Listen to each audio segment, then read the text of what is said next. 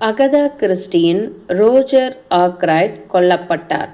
அத்தியாயம் 10. வீட்டு வேலைக்காரி. மிஸ்ஸஸ் ஆக்ரைடை நாங்கள் ஹாலில் சந்தித்தோம்.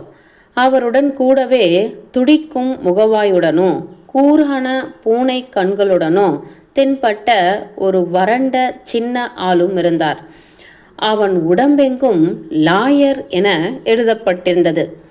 மிஸ்டர் ஹேமத்தும் இன்னைக்கு நம்ம கூட லஞ்ச் எடுத்துக்க போறார், சொன்னார் மிஸ்ஸஸ் ஆக்ரைட். மேஜர் பிளான்ட்டை உங்களுக்கு தெரியும் தானே சார் ஹேமத்? அப்புறம் டியர் டாக்டர் செப்பட், பரிதாபமான ரோஜர் ஆக்ரைடின் நெருங்கிய நண்பர். மேலும் நிறுத்தினார் அவர். ஹெர்குல் பாய்ரோவை சிறு நடுக்கத்துடன் நோட்டமிட்டபடி, இது மிஸ்டர் பாய்ரோமா என்றாள் ஃப்ளோரா. அவரை பற்றி நான் இன்னைக்கு காலையில் கூட சொன்னனே. ஓ எஸ் என்று சற்று நிச்சயமற்று சொன்னார் மிஸ்ஸஸ் ஆக்ரைட். ஆமாம் டியர், ஆமாம். இவர் ரால்ஃபை கண்டுபிடிக்கணும் இல்லையா? அதுக்கு தானே. அவர் யார் அங்கிளை கொன்னதுன்னு கண்டுபிடிக்கணுமா, அதுக்காக என்றாள் ஃப்ளோரா. ஓ மை டியர் என அலறினார் அவளுடைய அம்மா. ப்ளீஸ், நடுங்குது எனக்கு. இன்னைக்கு காலையில் நான் நிலை குலைஞ்சி போயிட்டேன். அடக்க முடியாத படபடப்பு. என்ன மாதிரியான ஒரு கொடூரம் நடந்திருக்கு இந்த வீட்டில்? இது ஏதோ ஒரு வகையான விபத்து தானே என்னால் நினைக்காம இருக்க முடியல.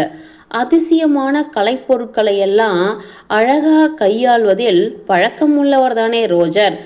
அவர் கை தவறியோ அல்லது அப்படி எது மாதிரியோ தான் நடந்திருக்கணும் இல்லையா? போலீஸால் இந்த தியரி அமைதியாய் பார்க்கப்பட்டது. பாய்ரோ வக்கீலை தனியாய் நகர்த்தி போவதை பார்த்தேன் நான். அவருடன் எதையோ கீழ்ஸ்தாயில் ரகசியமாய் பேசினார். அப்பொழுது இருவரும் தனியாய் ஜன்னலின் மறைவோரமாக நகர்ந்து கொண்டனர். நானும் அவர்களுடன் இணைந்து கொண்டேன். பிறகு உடனேயே தயங்கினேன். தேவையில்லாமல் மூக்க நுழைக்கிறேன் என்று நான். அப்படியெல்லாம் ஒன்றும் கிடையவே கிடையாது என்றார் பாய்ரோ. நீங்களும் நானும் டியர் டாக்டர், நாம் 2 பேரும் பக்கா துணையாக நின்று இந்த கேஸை துப்பறிவோம். நீங்கள் இல்லாமல் நான் ஒரு வீணான ஆள். எனக்கு ஒரு சின்ன தகவல் மிஸ்டர் ஹேமத்துக்கிட்டேருந்து தேவைப்பட்டது, அவ்வளோதான். நீங்கள் கேப்டன் ரால்ஃபின் சார்பில் இயங்கிக்கிட்டு இருப்பதாக நினைக்கிறேன் என்றார் வக்கீல் ஜாக்கிரதையாக. மறுப்பாய் தலையசைத்தார் பாய்ரோ. அப்படி கிடையாது. நான் நீதியின் பால் உள்ள மதிப்பின் காரணமாக பணியாற்றிக்கிட்டு இருக்கேன். மிஸ் ஆக்ரைடு அவரோட அங்கிளுடைய மரணம் பற்றி துப்பறியுமாறு என்னை கேட்டுக்கிட்டார். மிஸ்டர் ஹேமத் இந்த பதிலால் சற்று பின்வாங்கினார். தொடர்ந்து பேசினார். இந்த கேஸில் கேப்டன் பேடனுக்கு சம்பந்தம் இருக்கலாம்னு நான் அதிகம் நம்பலை என்ற அவர், எத்தனை தான் இந்த சூழ்நிலை சாதகமாக அவருக்கு எதிராக இருந்தாலும் என முடித்தார். பணத்துக்காக அல்லாடிக்கிட்டு இருந்தார் என்னும் ஒரே ஒரு காரணத்தை பிடிச்சு தொங்கிக்கிட்டு விரைவாய் குறுக்கிட்டார் பாய்ரோ. அவர் பணத்துக்காக அத்தனை இக்கட்டில் இருந்தாரா என்ன? லாயர் தோள்களை குலுக்கிவிட்டு வறட்சியா பேசினார். பணம் என்பது ரால்ஃபை பொறுத்த மட்டில் உயிர் போகும் ஒரு நெருக்கடி. எப்பவுமே வெறும் கையில் நாம் தண்ணீரை மொண்டெடுத்தா அது எத்தனை சீக்கிரமாக வழுக்கிக்கிட்டு ஓடிடுமோ அப்படி ஓடிடும் ரால்ஃப் கையில் பணம். பணம் கேட்டு அவரோட வளர்ப்பு தந்தைக்கு அவர் அப்ளிகேஷன் போட்டுக்கிட்டே தான் இருப்பார். சமீபத்திலையும் இப்படி அடிக்கடி நச்சரிச்சுக்கிட்டே இருந்தாரா? உதாரணத்துக்கு போன வருஷம். அதை என்னால் உறுதிப்படுத்தி சொல்ல முடியாது. இந்த சமாச்சாரத்தை பற்றி மிஸ்டர் ஆக்ரைடு என்கிட்ட விவாதிச்சது கிடையாது. புரியுது. மிஸ்டர் ஆக்ரைடு தனது உயிரில் எப்படியெல்லாம் சொத்தை பிரித்து எழுதியிருக்காருன்னு உங்களுக்கு நல்லாவே பரிச்சயம் இருக்குன்னு மிஸ்டர் ஹேமத் எனக்கு தெரிய வந்திருக்கு. அப்படியே இங்கே நான் இன்னைக்கு வந்திருப்பதன் நோக்கமே இதுதான். அப்படின்னா நான் மிஸ் ஆக்ராய்டுக்காக இந்த கேஸில் இயங்கிக்கிட்டு இருக்கும் தனியார் துப்பறியும் நிபுணர் என்னும் காரணத்தை முன்வைத்து அந்த உயிலின் சமாச்சாரத்தை எனக்கு சொல்ல உங்களுக்கு தயக்கம் எதுவும் இருக்காது இல்லையா? அந்த சாரம்சம் ரொம்ப சிம்பிளானது மிஸ்டர் பைரோ. சட்ட ரீதியாக உழைப்பவருக்கு தான் தர வேண்டியது. தர்ம ஸ்தாபனங்கள், அறக்கட்டளைகள் இதுக்கெல்லாம் போக வேண்டியது. தான தர்மம் கொஞ்சம், இதுக்கெல்லாம் அப்புறம். ஒரு நிமிஷம், தான தர்மம் உதாரணமாக ஏதாச்சும் சொல்ல முடியுமா? இதற்கு மிஸ்டர் ஹேமந்த் சின்னதாய் ஆச்சரியப்பட்டது போல இருந்தது. வீட்டை காக்கும் மிஸ் ரசெல்லுக்கு 1000 பவுண்டுகள், சமையக்காரி ஹெம்மா கூப்பருக்கு 50 பவுண்டுகள், அவருடைய செக்ரட்டரி ரேமண்டுக்கு 500, பல்வேறு மருத்துவமனைகளுக்கு. பாயிரோ கையமர்த்தி தடுத்து விட்டார். அறக்கட்டளை தர்மங்கள் என்னை எப்பொழுதும் ஈர்ப்பது கிடையாது. ஓஹோ, 10,000 பவுண்டு மதிப்புள்ள பங்குகளிலிருந்து வரும் வட்டி முழுவதும் மிஸ்ஸஸ் ஆக்ராய்டுடைய சொந்தம். வாழ்நாள் முழுமைக்கும் அவருக்கு தரப்படும். மிஸ் ஃப்ளோரா ஆக்ராய்டுக்கு வெகு சுலபமாக 20,000 பவுண்டுகளில் போகுது. மீதி இருக்கும் எல்லாம் இந்த சொத்து, வீடு, ஆக்ராய்டு அண்டு சன்ஸின் பங்குகள், இவை எல்லாம் அவரது வளர்ப்பு மகன் கேப்டன் ரால்ஃப் பேடனுக்கு. மிஸ்டர் ஆக்ராய்டுக்கு ஏகப்பட்ட பணமோ? ரொம்ப அதிகமான தொகை சார். கேப்டன் பேடன் கொள்கை கொள்ளையா பணமுள்ள இளைஞனா உருவெடுக்க போறார். அங்கு சற்று அமைதி நிலவியது. இருவரும் ஒருவரை ஒருவர் பார்த்து கொண்டனர். அப்பொழுது மிஸ்டர் ஹேமந்த் என்று மிஸ்ஸஸ் ஆக்ராய்டின் குரல் கணப்பு பகுதியிலிருந்து ஒரு புலம்பல் போல வெளிவந்தது. அந்த அழைப்புக்காக வக்கீல் நகர்ந்துவிட பாயிரோ என் கையை பிடித்து இழுத்து ஜன்னல் பக்கம் தனியாய் தள்ளி போனார். ஆஹா, அந்த வானவில்லை கவனிங்க என்று குறிப்பிட்டார். அப்பொழுது தேவையற்ற உரத்த குரல் எடுத்து, என்ன அலங்கார அமைப்பு இல்லை, வளைந்து அதில் எல்லா நிறமும் கொண்டு மனசுக்கு நிம்மதி தரும் விதமாய். அதே சமயத்தில் அவரது கை என் கையில் தரும் அழுத்தத்தை உணர்ந்து உஷாரான நான் அப்படியே மிகவும் தனிந்த குரல் எடுத்து சட்டென்று அவர் சொல்வதை கூர்ந்து கவனிக்கலானேன். உண்மையாகவே உங்களுக்கு எனக்கு உதவணும்னு ஒரு எண்ணம் இருக்கா? இந்த துப்பறிதலில் பங்கு கொள்ளணும்னு உந்துதல் இருக்கா? ஆமாம், வேற என்ன என்றேன் நான் உற்சாகம் கரைபுரல. இதைவிட வேற எதுவும் இப்போதைக்கு நான் மிகவும் விரும்புவதா அமையாது. எந்த அளவுக்கு விருப்பப்பட்ட டல்லான ஒரு பனிமூட்ட வாழ்க்கையை நான் வாழ்ந்துக்கிட்டு இருக்கேன்னு உங்களுக்கு தெரியாது. அசாதாரண விறுவிறுப்புகள் எதுவுமே இல்லாமல் என்ன ஒரு வாழ்க்கை. அந்த குறையை நான் தீர்க்கிறேன். வெல், இனி நீங்களும் நானும் தொழில் நண்பர்கள். துப்பறிதலில் இன்னும் 1 நிமிஷத்துலையோ அல்லது 2 நிமிஷத்துலையோ மிஸ்டர் பிளான்ட் வந்து நம்முடன் இணைந்து கொள்வார் என்பது என் யோகம். இப்போது கவனிங்க. எனக்கு சில விஷயங்கள் அவசியமாக தெரிய வேண்டியிருக்கு, அவசரமும் கூட. ஆனால் அதையெல்லாம் நான் தெரிஞ்சிக்க ஆவலாக இருக்கேன்னு நானே காட்டிக்க விரும்பலை. விளங்குதில்ல? இது உங்களுடைய கட்டம். கேள்விகளை கேட்க. என்ன கேள்விகளை நான் கேட்கணும்னு விரும்புகிறீங்க? விளங்காததால் கேட்டேன் நான். உரையாடும்போது அவரிடம் மிஸ்ஸஸ் பெரரஸ் என்னும் பெயரை நீங்கள் அறிமுகப்படுத்தணும். அப்படியா? அவங்கள பற்றி செயற்கைத்தனம் தெரியாத இயற்கையான முறையில் பேசுங்க. அவங்களுடைய கணவன் இருந்த சமயத்தில் பிளான்ட் இங்கே வரைக்கும் வந்திருந்தாருன்னு கேளுங்க. நான் என்ன மாதிரி கோணத்தில் சொல்கிறேன்னு விளங்குதல்ல?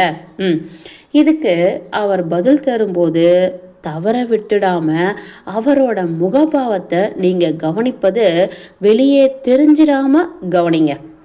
இது பற்றி மேற்கொண்டு பேச அவகாசம் இல்லாமல் ஆகியது. ஏனெனில் அந்த சமயத்தில் பிளான்ட் அவர் பேசிக்கொண்டிருந்த கூட்டத்தை அப்படியே அந்தரத்தில் விட்டுவிடுவது போல விட்டுவிட்டு பாயிரோ ஆரிடம் சொன்னதுபடி எங்கள் இருவரையும் நாடி வந்து கொண்டிருந்தார். டெரஸில் ஒரு பொடிநடை செய்வோம் என நான் ஆலோசித்ததை பிளான்ட் ஏற்றுக்கொண்டார். பாயிரோ பின்தங்கிவிட்டார். அப்பொழுது வாடி போயிருந்த ஒரு ரோஜா மலரை பார்த்து அப்படியே நின்றேன் நான். ஓரிரு நாட்களிலே வாழ்க்கை பாதை தான் எப்படியெல்லாம் மாறிடுது என்றேன் அதை கவனித்தபடி. போன வாரம் புதன்கிழமை நான் இங்கே வந்திருந்தேன். நல்லா நினைவிருக்கு. இதே டெரஸில் இப்படியும் அப்படியும் நடந்தபடி ஆக்ராய்டு அப்போ என்னோட இருந்தார், முழு உயிர்ப்புடன். எத்தனையாவா அவருக்கு உலக வாழ்க்கை மேலே. ஆனால் இப்போ 3 நாளைக்கு முன்னாடி பாவப்பட்ட ஆக்ராய்டு இஸ் டெட். இதே உயிர்ப்போட இருந்தா மிஸ்ஸஸ் பெரஸ் அவங்களும் கூட டெட். அவங்கள உங்களுக்கு தெரியுமில்ல? என்ன? ஓ எஸ், உங்களுக்கு தெரியுமே. பிளான்ட் ஒப்புதலாய் தலையசைத்தார். இந்த தடவை நீங்கள் இங்கே வந்ததிலிருந்து அவங்கள போய் பார்த்தீங்களா? அவங்கள அழைக்க ஆக்ராய்டு கூட சேர்ந்து போயிருந்தேன். போன செவ்வாயின்னு நினைக்கிறேன். சித்த பிரமை கொள்ள வைக்கும் கவர்ச்சி, மோகன பெண். ஆனாலும் என்னவோ ரகசியமாக இருந்தது அவங்க கிட்ட, ரொம்ப ஆழத்தில். அவங்க என்ன நினைப்பில் இருக்காங்கன்னு ஒருத்தரால் சட்டுன்னு சொல்லிட முடியாது. யூனோ, அவருடைய அசையாத பூனை நிற கண்களை கவனித்தேன். அவற்றில் நிச்சயமாக எதுவும் இல்லை. நான் ஒரு படி மேலேறினேன். நீங்கள் அவங்கள சந்திச்சிருக்கிறோன்னு நினைக்கிறேன். போன தடவை நான் வந்திருந்தப்ப அப்போதான் அவங்களும் அவங்க கணவரும் இங்கே வசிப்பதற்காக வந்திருந்தாங்க. இப்பொழுது சற்று தாமதித்த அவர் கூடுதலாய் சேர்த்தார். அப்போதைக்கும் இந்த தடவை பார்த்ததுக்கும் அவங்க நிறைய மாறியிருந்தாங்க. என்ன வகையான மாற்றம் கேட்டேன் நான். 10 வயசு கூடிட்ட மாதிரி. அவங்க கணவர் இறந்தபோது நீங்கள் இங்கே வந்திருந்தீங்களா? இந்த கேள்வி எத்தனை சாதாரணமான ஒன்றாய் பட வேண்டுமோ அப்படியாப்பட்ட குரலில் வைத்துக்கொண்டு கேட்டேன். நோ, நான் கேள்விப்பட்டதை வச்சுக்கிட்டு வராமல் இருப்பதே மேல்னு பட்டது எனக்கு. இரக்கமில்லாத கொடூரம். ஆனால் அதுதானே உண்மை. நான் ஒப்புக்கொண்டேன். ஹாக்லே பெரரஸ் ஒரு நல்ல முன்னுதாரண கணவன் கிடையாது என்றேன் நான் ஜாக்கிரதையாக. பொறுக்கின்னு நினைச்சேன் நான் என்றார் அவர். அப்படி இல்லை என்றேன் நான். எல்லாம் பணத்தால், தேவைக்கு அதிகமாக பணம் வச்சிருந்த ஆசாமி. ஹோ, பணம். உலகத்தின் எல்லா பிரச்சனைகளையும் ஒன்று திரட்டி பணம் என்னும் ஒரே அரக்கனால் கொண்டு வந்து முடிச்சிடலாம். அல்லது அது இல்லாத காரணத்தில் கொண்டு போய் முடிச்சிடலாம். பிரச்சனை? சொல்லுங்களேன். அதுதானே உங்களுடைய பிரத்யேகமான பிரச்சனையாக இருந்தது. போதும் போதும் என்னும் அளவுக்கு எனக்கு இருந்தது. அந்த வகையில் நான் ஒரு லக்கி பேர் வழி இருக்கலாம். சட்ட ரீதியாக சொத்து வந்து சேர்ந்தது, மரண சாசனம் வழியாக போன வருஷம். அதை ஒரு முட்டாள் மாதிரி காட்டு பூனைகள் ஆராய்ச்சியில் கொண்டு போய் நானே போட்டுட்டேன். அப்பொழுது லஞ்சுக்கான மணி அடிக்கப்பட்டது. நாங்கள் அனைவரும் மதிய உணவுக்காக போனோம். பாயிரோ என்னை தனியாக கொண்டு போனார். நண்பா, அவர் சரியாக தான் பேசுகிறார் நான் சொன்னேன். எஸ், இதில் நான் நிச்சயமாக இருக்கேன். அவரை தொந்தரவுக்குள்ளாக்கின மாதிரி ஒன்றுமேவா இல்லை தென்படலையா? அவரை தடுமாற வச்ச மாதிரி? மரண உயில் மூலமாக போன வருஷம்தான் அவருக்கு ஏகமாக பணம் வந்திருக்கு என்றேன் நான். இதில் ஏதும் இருக்கிற மாதிரி எனக்கு தெரியல. ஏன் வரக்கூடாதா? அவருக்கு அப்படி யாரும் எழுதி வச்சிருக்க கூடாதா என்ன? அந்த ஆள் எவ்வித தடுமாற்றமும் இல்லாமல் சுத்தமாக இருக்கான்னு நான் சத்தியம் பண்ணுறேன். சந்தேகத்துக்கு இடமின்றி, உண்மையாகவே சந்தேகத்துக்கு இடமின்றி என்றார் பாயிரோ மிருதுவாய். இதில் உங்களை நீங்களே குழப்பிக்க வேண்டாம். ஏதோ ஆசுவாசம் அடையாத குழந்தைக்கு சொல்வது போல சொன்னார் அவர். நாங்கள் அனைவரும் டைனிங் அறைக்குள் குழுமியிருந்தோம். இந்த டேபிளில் நான் உட்கார்ந்து 24 மணி நேரம் கடந்துள்ளது என்பதை நினைக்க எனக்கே ஆச்சரியமாக இருந்தது. எல்லாம் முடிந்த பிறகு என்னை தனியே அழைத்து போன மிஸ்ஸஸ் ஆக்ரைட் என்னுடன் இணைந்து ஒரு சோஃபாவில் உட்கார்ந்து கொண்டார். என்னை காயப்படுத்தி விட்டதா என்னால் உணராமல் இருக்க முடியல என முணுமுணுத்தார். சிந்தும் கண்ணீரை துடைக்க தொலியும் பொருத்தமற்ற ஒன்று என்று எண்ண வைக்கும் ஒரு கைக்குட்டையை உபயோகித்தபடியே என் மேல் ரோஜர் ஆக்ரைடுக்கு இருந்திருக்கும் அவநம்பிக்கையை நினைக்கும் போது அப்படி துடிக்கிறேன் நான். இந்த 20,000 பவுண்டுகள் முழுக்க எனக்கு தான் விடப்பட்டிருக்கணும், ஃப்ளோராவுக்கு அல்ல. குழந்தையின் நல்வாழ்வு கருதி தாயார் தான் பணத்தை சரியா பாதுகாப்பான்னு அவருக்கு தெரிஞ்சிருக்கணும். இதை நான் நம்பிக்கையற்ற தன்மைன்னு சொல்வேன். அதை மறந்துடுங்க மிஸ்ஸஸ் ஆக்ரைட் என்றேன் நான். ஃப்ளோரா ஆக்ரைட்டின் நேரடி இரத்த சொந்தம், சகோதரன் மகள். ஒருவேளை அவரோட மச்சினியா இல்லாமல் சகோதரியாகவே நீங்கள் இருந்திருந்தா நடந்த எல்லாமும் வேற மாதிரி இருந்திருக்கும். சிசில் விதவியா நிற்கும் என்னோட உணர்வுகளும் மதிக்கப்படணும் என்றாள் அப்பெண்மணி. அவளுடைய கண்ணிமைகளை கையிலிருந்து கைக்குட்டையால் மிருதுவாய் துடைத்தபடி. ஆனால் இதே ரோஜர் எப்பயுமே புரிஞ்சிக்க முடியாமல் நடந்துக்குவார். பண விஷயத்தில் அதுக்காக கஞ்சன்னு சொல்ல வரல. இதனால் எனக்கும் ஃப்ளோராவுக்கும் கஷ்டமான நிலைமை தான் இருந்திருந்தது. அந்த குழந்தைக்கு கை செலவுக்குன்னு கூட மனுஷன் பணம் தர மாட்டார். அவள் செலவுக்கான பில்லுக்கெல்லாம் காசு தந்துடுவார். இல்லைங்கள. ஆனால் எப்படி? இது என்ன செலவு, அது என்ன செலவு, இத்தனை செலவழிச்சிருக்கேன்னு 1008 கேள்விகளை கேட்டு நான் என்ன சொல்ல வந்தேங்கிறதையே மறந்து தொலைச்சிட்டேன் பாருங்க. நான் என்ன சொல்ல வந்தேன்? எஸ், எங்களுதுன்னு ஒரு நயா பைசாவை நாங்கள் காட்ட முடியாது. யாசகம்தான். ஃப்ளோரா இதை வன்மையாக கண்டிச்சா. எஸ், நான் கண்டிப்பாக சொல்வேன். குரோதம் கொண்டு சபிச்சா ஸ்ட்ராங்கா. இத்தனைக்கும் அவளுக்கு அங்கிள் மேலே அத்தனை பிரியம் உண்டு. இருந்தாலும் செஞ்சா. பழைய துண்டுகளில் ஓட்டை விழுந்துருச்சுனா நான் சுட்டி காட்டினாலும் கூட புதுசாக ஒரு டவல் வாங்கிக்க மாட்டா. இதுக்கெல்லாம் மேலே என்று இப்பொழுது தொடர்ந்த மிஸ்ஸஸின் குரலில் திடுக்கிடும் வன்ம எழுச்சி கண்ணகல இருந்தது. அத்தனை பெரிய 1000 பவுண்டு தொகையை சுளையா அள்ளி கொடுத்திருக்கார். நினைச்சு பாருங்க டாக்டர், 1000 பவுண்டு. அப்பப்பா, அந்த பொண்ணுக்கு போய். எந்த பொண்ணுக்கு? அந்த ரசேல் பொண்ணுக்கு தான். என்னவோ ரகசியம் இருந்தது அந்த பொண்ணோட நடவடிக்கைகளில். நான் சொல்லிக்கிட்டே தான் இருந்தேன். ஆனால் அவளுக்கு எதிராக நான் ஒரு வார்த்தை சொல்லிட்டாலும் அதை மிஸ்டர் ரோஜர் ஆக்ரைடு எடுத்துக்கவே மாட்டார். ஒரு மாபெரும் சக்தி மிகு பெண்மணிம்பார். அவளோட நேர்மை என்ன, ஒழுக்கமான இயக்கம் என்ன, தர்ம நெறிதான் என்ன, இப்படியெல்லாம் பேசுவார் அவளுக்காக.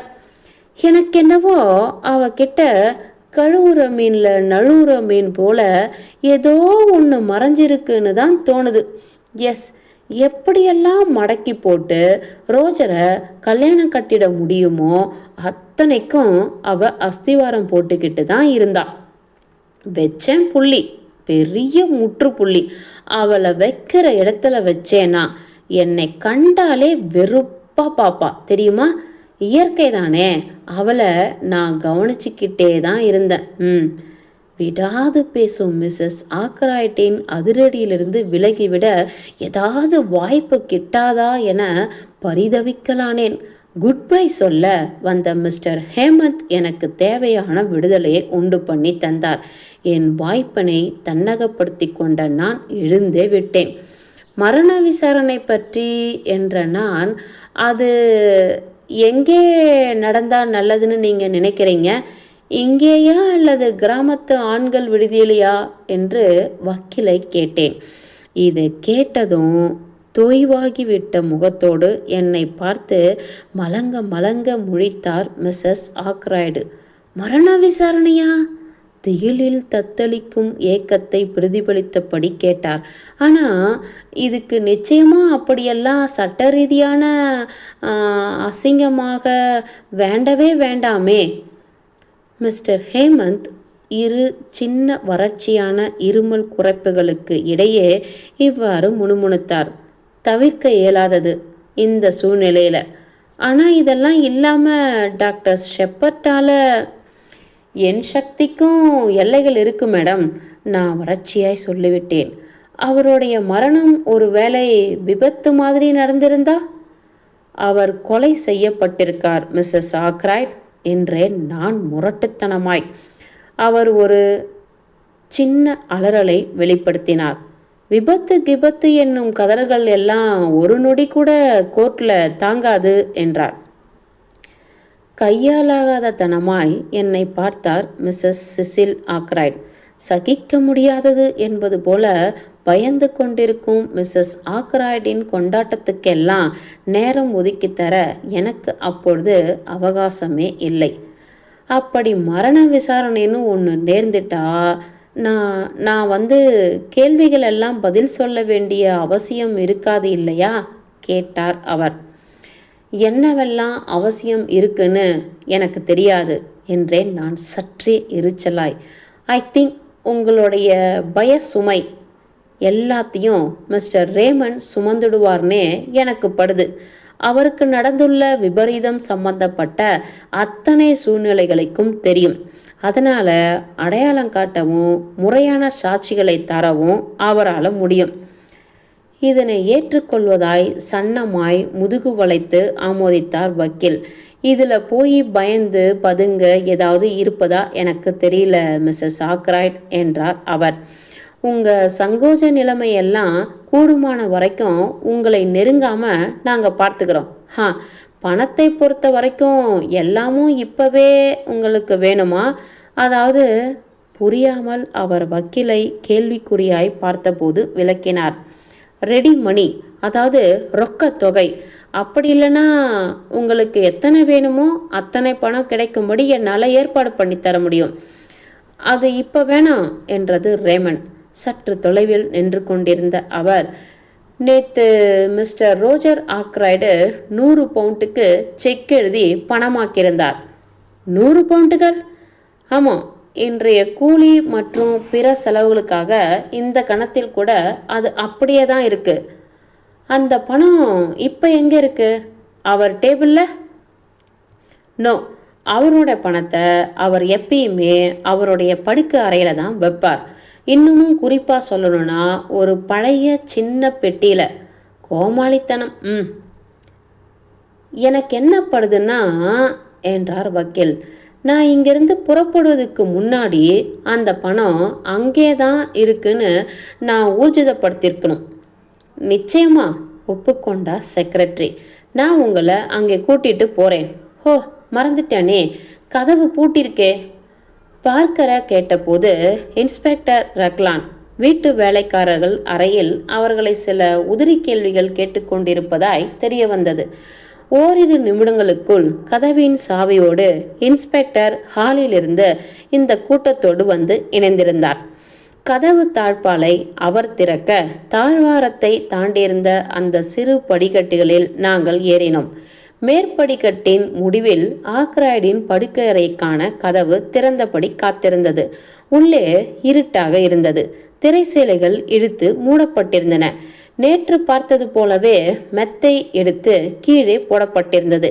இன்ஸ்பெக்டர் கதிரவனின் ஒளி இங்கே நுழையுமாறு சீலைகளை அகற்றிவிட அங்கிருந்த அருமையான ரோஸ்வுட் பீரோவின் மேற்பகுதி நோக்கி போனார் ரேமன்.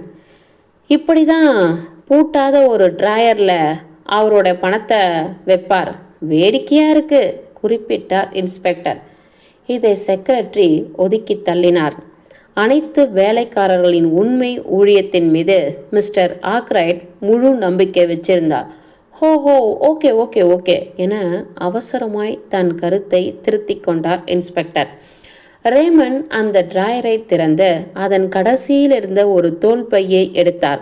அதை திறப்பதன் மூலம் அதன் உள்ளிருந்த சிறு பணம் வைக்கும் பர்ஸையும் எடுத்தார்.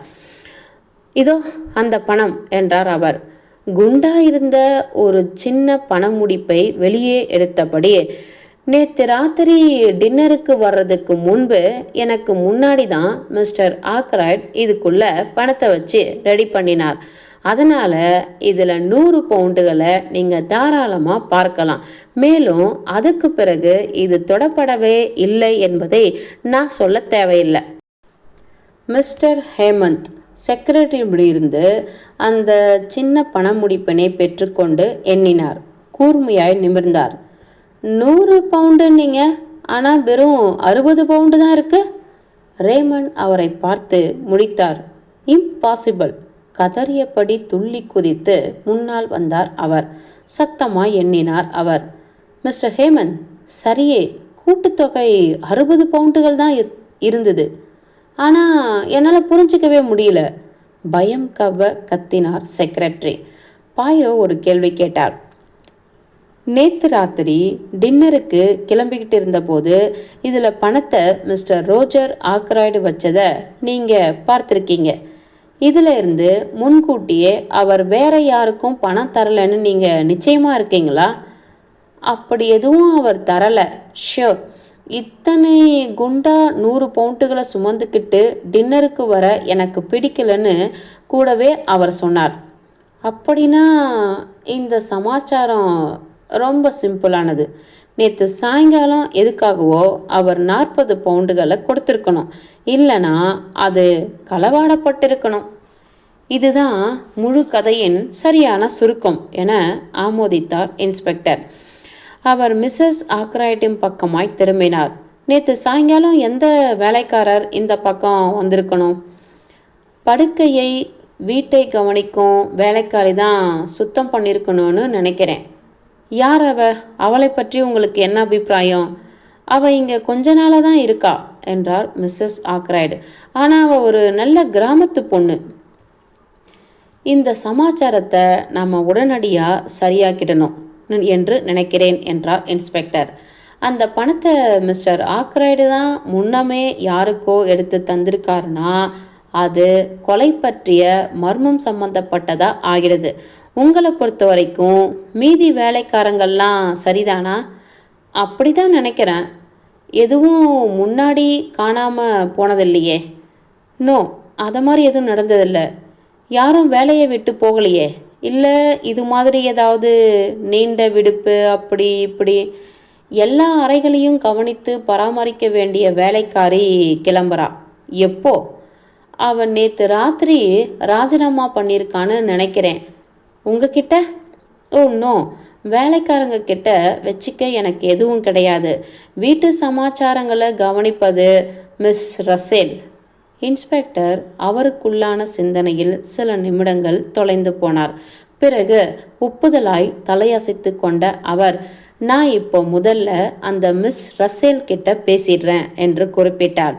இன்னொருத்தி டேல், அவளையும் பார்த்திடுறேன். பாயிரோவும் நானும் அவருடன் கூட வேலைக்காரர்கள் அறை வரை போனோம். ரசேல் அவருக்கே உரிதான சஞ்சலமற்ற திடத்தோடு எங்களை எதிர்கொண்டார். எலிசி டெல் ஃபெர்ன்லி பார்க்கில் 5 மாதங்களாக இருக்கிறாள். நல்ல பெண், டியூட்டியில் சுறுசுறுப்பாக இருக்கிறா, மரியாதை தெரிந்தவ. முன்பு வேலை பார்த்த இடங்களிலிருந்து இவள் குறித்த நல்ல கருத்தே உள்ளது. அவளுக்கு சம்பந்தப்பட்ட எதையும் திரும்பி கூட பார்க்க பிடிக்காத ஒரு குணம். அறைகளை எல்லாம் கவனித்து பராமரிக்கும் அந்த வேலைக்காரி எப்படி? அவளும் நல்ல சூப்பரான பொண்ணு தான். வெகு அமெரிக்கையாக இருப்பா. கொடுத்த வேலையை செய்வதில் அற்புதமான வேலைக்காரி. அப்போ எதுக்காக அவள் மூட்டையை கட்டணும் கேட்டார் இன்ஸ்பெக்டர். ரசேல் வாயை திறந்தாள். அது பற்றியெல்லாம் நான் தெரிஞ்சிக்க வேண்டிய நிர்பந்தம் கிடையாது. நேற்று மத்தியானம் மிஸ்டர் ஆக்ராய்ட் அவளோடு வேலையில் குறை கண்டுபிடிச்சதா காதில் விழுந்தது. படிக்கும் அறையை அரேஞ்ச் பண்ணி வைப்பது அவளுடைய வேலை. அங்கே டேபிளில் எதையோ அவள் மாற்றி வச்சிட்டா போல. இப்படி தான் கேள்விப்பட்டேன். இதுக்கு அநியாயத்துக்குன்னு எரிஞ்சு விழுந்திருக்கிறார் அவகிட்ட. இவன் நோட்டீஸ் கொடுத்துட்டா. இதுதான் எனக்கு தெரிய வந்தது. ஆனால் நீங்கள் அவளை பார்த்துடுறீங்களா? இன்ஸ்பெக்டர் ஆமோதித்தார். லஞ்சின் போதே நான் அந்த பெண்ணை கவனித்திருந்தேன். நெட்டையான பெண்ணு, ஏகமான ப்ரௌன் நிற தலைமுடியை பின்னுக்கு தள்ளி இறுக்கமாய் முடித்திருந்தாள். தடுமாறமற்ற பூனை நிற விழிகள். வேலைக்காரர்களை அழைத்து அனுப்பப்பட்ட தகவலுக்கு பதிலாய் நெட்டை கொத்தலாய் வந்து நின்றாள் அவள். அதே நேர்பார்வை பார்க்கும் விழிகள் எங்கள் மீது நிலை குத்திருந்தன. நீங்கள் தான் ஊர்மிளாவா? கேட்டார் inspector. Yes yes yes sir, நான் தான் ஊர்மிளா போன். நீங்கள் கிளம்புறதா கேள்விப்பட்டேன். Yes sir. ஏன் அப்படி? நான் சில தாள்களை மிஸ்டர் ஆக்ராய்டின் டேபிளில் மாற்றி வச்சிட்டேன். அதுக்கு போய் எருமலையாக கோபம் கொண்டார் அவர். பை பை சொல்லிட்டேன். எத்தனை சீக்கிரம் முடியுமோ அத்தனை சீக்கிரம் கிளம்புன்னுட்டார் அவர். மிஸ்டர் ஆக்ராய்டை படுக்கை அறைக்கு நேற்று ராத்திரியில் நீங்கள் எப்போது போயிருந்தீங்களா? சுத்தம் பண்ண இல்லை வேறு எதுக்காவது? நோ சார், அது எலிசியின் வேலை. வீட்டின் அந்த பகுதிக்கு நான் போகவே இல்லை சார். ஒரு பெரும் தொகையான பணம் அவரோட ரூமிலிருந்து காணாமல் போயிருக்குன்னு சொல்லிக்க விரும்புகிறேன் மிஸ். கடைசியில் இதற்கு அவள் பொங்குவதை நான் கவனித்தேன். ஒரு கோப அலை அவளுடைய முகத்தை கடந்து போயிற்று. இதை பாருங்க, பணத்தை பற்றியெல்லாம் எனக்கு ஒரு மண்ணும் தெரியாது. அதை நான் எடுத்ததால தான் மிஸ்டர் ஆக்ராய்டை என்னை தூக்கிட்டார்னு நீங்கள் நினச்சிங்கன்னா யூ ஆர் ராங். அப்படி உங்கள் மேலே நான் குற்றம் சுமத்தவே இல்லைம்மா என்றார் இன்ஸ்பெக்டர். இப்படி பத்திக்கக்கூடாது, சரியா? அந்த பெண் அவரை கடுமையாய் பார்த்தாள். வேணும்னா என்னோட உடைமைகளை நீங்கள் பரிசோதிச்சுக்கலாம், ஆனால் அதில் ஒன்றும் கிடையாது. இப்போ பாயிரோ சட் என்று இடை புகுந்தார். கேட்டார், உங்களை மிஸ்டர் ஆக்ராய்டு டிஸ்மிஸ் பண்ணினது அல்லது நீங்களாகவே வேலையை விட்டது நேற்று மத்தியானம், சரியா? அவள் பதில் சொல்லவில்லை. ஒப்புதலாய் தலையை மட்டும் ஆட்டினாள். எத்தனை நேரம் உரையாடல் போனது? எந்த உரையாடல்? எஸ், அவருடைய படிக்கும் அறையில் உங்களுக்கும் மிஸ்டர் ஆக்ராய்டுக்குமான உரையாடல். எனக்கு தெரியல, ஒரு 20 நிமிஷம் இல்லைன்னா 30 நிமிஷம், அதுபோல தான் எதுவோ. இதை விட கூடுதலாக கிடையாதா? நிச்சயமாக அரை மணி நேரத்துக்கு மேலே கிடையாது. Thank you madam. விளங்காமல் நான் அவரை பார்த்தேன். டேபிளில் இருந்த சிலவற்றை சீராக ஒழுங்காக்கி கொண்டிருந்தார் அவர். நடுக்கங்களற்ற ஸ்திரமான விரல்களோடு அவரது கண்கள் டாலடித்து கொண்டிருந்தன. அவ்வளோதான் என்றார் இன்ஸ்பெக்டர். ஊர்மிளா கடன்று கொண்டாள். இன்ஸ்பெக்டர் ரசேல் பக்கமாய் திரும்பிக் கொண்டார். எத்தனை காலமா அவ இங்கே இருக்கா? அவ சேரும்போது யார்கிட்ட இருந்தாவது அவ அறிமுக கடிதம் கொண்டு வந்தாளா? முதல் கேள்விக்கு பதில் தருவதற்கு முன் மிஸ் ரசேல் அருகில் இருந்த ஒரு பீரோ நோக்கி நகர்ந்து அதன் டிராயர்களில் ஒன்றினை திறந்து சேர்த்து கிளிப் போடப்பட்டிருந்த ஒரு கடித கொத்தினை வெளியில் எடுத்தார். அதிலிருந்த ஒன்றினை தேர்ந்தெடுத்து அதனை இன்ஸ்பெக்டரிடம் அளித்தாள். என்றார் இன்ஸ்பெக்டர். நல்லபடியாக தான் எழுதியிருக்கு. மிஸ்ஸஸ் ரிச்சர்ட் ஃபொல்லட் என்பவர் தந்திருக்காங்க. மார்பி கிராம பகுதி. யார் அந்த அம்மா? நல்லபடியான கிராமத்து மக்கள் என்றாள் ரசேல். வெல் என்றபடி அதனை திருப்பி கொடுத்து விட்ட இன்ஸ்பெக்டர், அந்த இன்னொரு பொண்ணை பார்ப்போம். எலிசி டெல். எலிசி டெல் நல்ல பெரிய சிகப்பு பெண், வசீகரமான ஆனால் சற்றே முட்டாள்தனம் தூக்கலாயிருக்கும் முகம். எங்கள் கேள்விகளுக்கு அவள் தேவையான அளவு உடனடி பதில்களை தந்தாள். பணம் காணாமல் போயிருப்பதற்கு அதிக கவலையும் மன விசாரத்தையும் காட்டினாள். அவள் கிளம்பிய பிறகு இவகிட்ட ஏதும் தப்பு தண்டா இருக்கிற மாதிரியெல்லாம் தெரியல என முடித்தார் இன்ஸ்பெக்டர். பார்க்கர் எப்படி? மிஸ் ரசேல் அவள் உதடுகள் இரண்டையும் பிரிக்க முடியாத அளவுக்கு சேர்த்து கொண்டாள். பதில் ஏதும் தரவே இல்லை. சிந்தனையோடு தொடர்ந்து பேசிய இன்ஸ்பெக்டர், அந்த ஆள்கிட்ட ஏதோ தப்பு இருக்கிற மாதிரியே எனக்குள்ள ஒரு உணர்வு. அவனுக்கு எப்போ அவகாசம் இருந்திருக்கும் என்பதை கண்டுபிடிக்கிறதுல தான் எனக்கு பிரச்சனையே. டின்னர் முடிஞ்ச உடனே அவனுக்கு அவன் வேலையே தலைக்கு மேலே இருந்திருக்கும். சாயங்காலம் முழுக்க அவன் இங்கே வரலை என்பதற்கு நல்ல நிரூபணமும் இருக்கு. எனக்கும் தெரியும். அவன் மேலே கண்ணை வச்சுக்கிட்டே இருந்த எனக்கு இது நல்லாவே தெரியும். வெல், ரொம்ப நன்றி மிஸ் ரசேல். இப்போதைக்கு பிரச்சனையை அப்படியே தொங்க விட்டுடுவோம். மிஸ்டர் ஆக்ராய்டே காணாமல் போன தொகையை யாருக்காவது கொடுத்துருக்கணும் என்பது தான் அதிக சாத்தியமாக இருக்குது. அந்த வேலைக்காரி எங்கள் அனைவருக்குமாய் சேர்ந்து ஒரு வறண்ட குட் ஆஃப்டர்நூனை வைத்துவிட்டு கிளம்பினாள். நாங்கள் ஒட்டுமொத்தமாய் விடை பெற்று கொண்டோம்.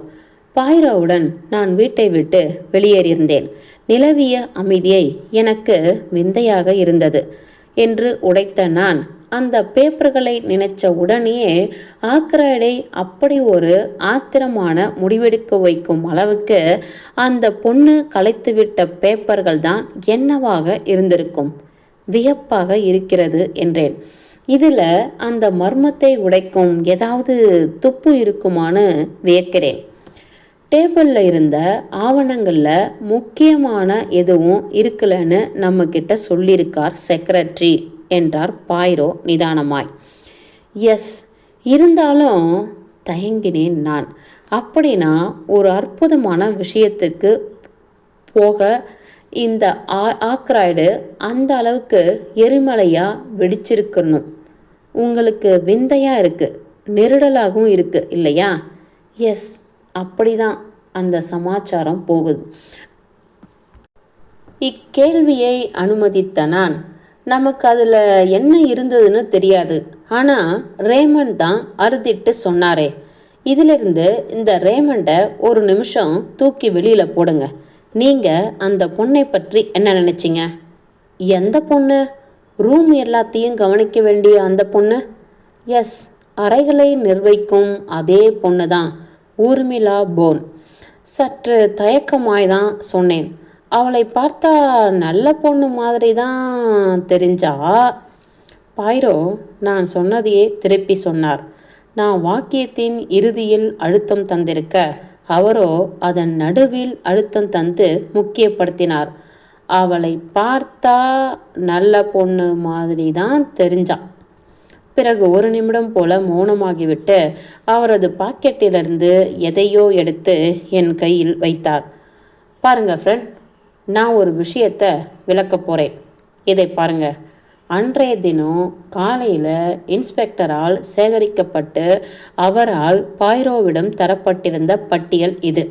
சுட்டிக்காட்டிய விரலை பின்தொடர்ந்து பார்த்தபோது ஊர்மிளா போன் என்னும் பெயருக்கு எதிரே பென்சிலால் ஒரு சின்ன தப்புக்குறி போடப்பட்டிருந்ததை கவனித்தேன். அப்போ நீங்கள் இந்த குறியை கவனிச்சிருக்க வாய்ப்பே இல்லை டாக்டர். ஆனால் இப்போ பட்டியல் இந்த சம்பவம் நடந்த சமயத்தில் எங்கே இருந்தாங்க என்று எவ்வகையிலும் நிரூபிக்க முடியாத ஒரு பெயருக்கு அது ஊர்மிளா தான். அப்படின்னா என்ன நினைக்கிறீங்க? நீங்கள் இவ தான். ஹோ டாக்டர் ஷெப்பர்ட், நான் எதை வேணும்னாலும் நினைக்கலாம். அதுக்கு எனக்கு உரிமை இருக்குது, அனுபவமும் இருக்குது. ஊர்மிளா போன் மிஸ்டர் ஆக்ராய்டை கொண்டிருக்கலாம். ஆனால் அப்படி அவ பண்ணியிருப்பதற்கான இலக்காக எனக்கு எதுவுமே தெரியலையே என்ற பாய்ரோ கேட்டார். உங்களுக்கு?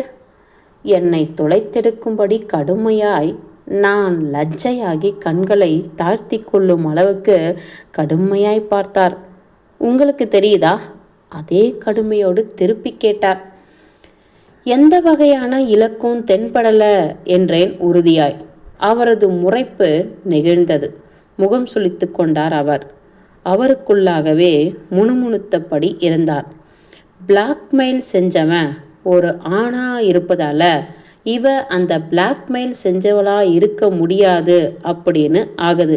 அப்படின்னா நான் இருமினேன் அவர் பேசுவதை நிறுத்த.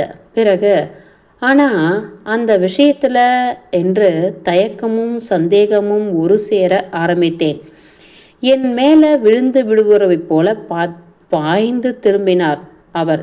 என்ன, நீங்கள் இப்போ என்ன சொல்ல வரீங்க? பெருசாக ஒன்றுமில்ல, ஒரு ஒரு சின்ன விஷயந்தான். மிஸ்ஸஸ் பெரரஸ் அவங்களோட கடிதத்தில் ஒரு ஆள் அப்படின்னு தான் குறிப்பிட்டிருந்தாங்க, அதாவது நபர்னு. சொல்லப்போனால் அது ஒரு ஆண்னு அவங்க குறிப்பிட்டு சொல்லலை. ஆனால் நாங்கள் தான், நானும் மிஸ்டர் ஆக்ராய்டும் அப்படி எடுத்துக்கிட்டோம், அது ஒரு ஆண். மேற்கொண்டு நான் சொன்னதை பாயிரோ கவனித்தார் போல தோன்றவில்லை. ஆனால் அவருக்குள்ள முணுமுணுக்க ஆரம்பித்து விட்டார். ஹோ, ஆமாம், இதுவும் சாத்தியந்தானப்பா. எஸ், நிச்சயமாக இதுவும் சாத்தியந்தான். அப்படின்னா நான் என்னோட யூகங்கள் அத்தனையும் மாற்றி ஆகணும். மாற்றி போட்டு அடுக்கணும், புதுசாக வரிசைப்படுத்தணும், முழுக்கவும் புதுசாக அணுக வேண்டிய முறை வரிசை அதன் இடத்துல பொருத்த வேண்டிய அவசரம்.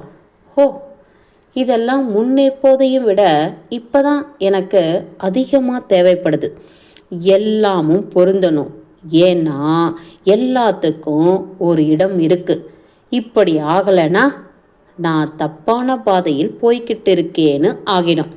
இந்த இடத்துல அவருக்குள்ள முணுமுணுப்பதை விட்டுவிட்ட அவர் மீண்டும் என் மேலே விழுந்து விடுபவரை போல பாய்ந்து திரும்பினார். மார்ஃபி எங்கே இருக்கு? மார்ஃபினா? மார்ஃபி கிராமம்? ஓ, நம்ம இன்ஸ்பெக்டர் இருக்கும் கிரெயின்செஸ்டர் அந்த பக்கத்தில். எத்தனை தூரம் தள்ளி? ஒரு 14 மைல்கள் தள்ளி இருக்கலாம். உங்களால் அது வரைக்கும் போயிட்டு வர முடியுமா? நாளைக்கேவா? கொஞ்சம் இருங்க.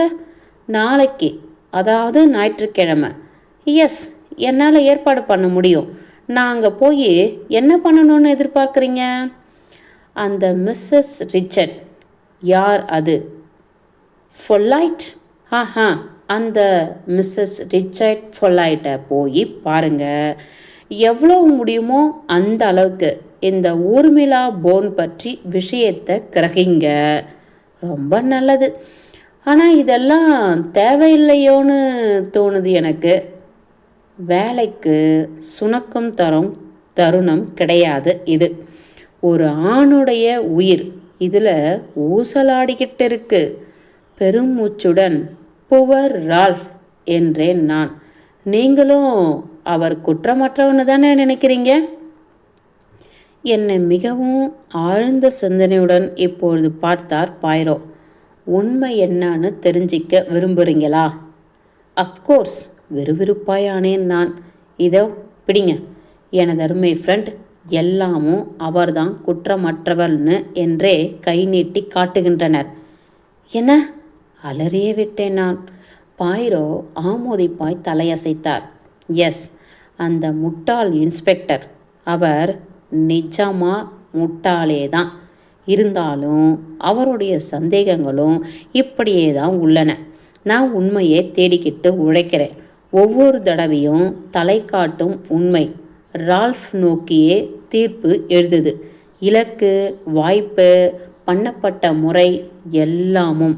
ஆனால் நான் எத்தனை பெரிய பாறாங்கல்லாக இருந்தாலும் அதை புரட்டி எடுத்து பார்க்காம தீர்வை முடிவு செய்ய மாட்டேன்.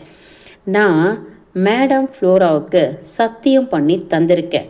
அவ என் மேலே அவ்வளவு நம்பிக்கையாக இருக்கா. அவ்வளவு நம்பிக்கை. அத்தியாயம் 10 முடிந்தது.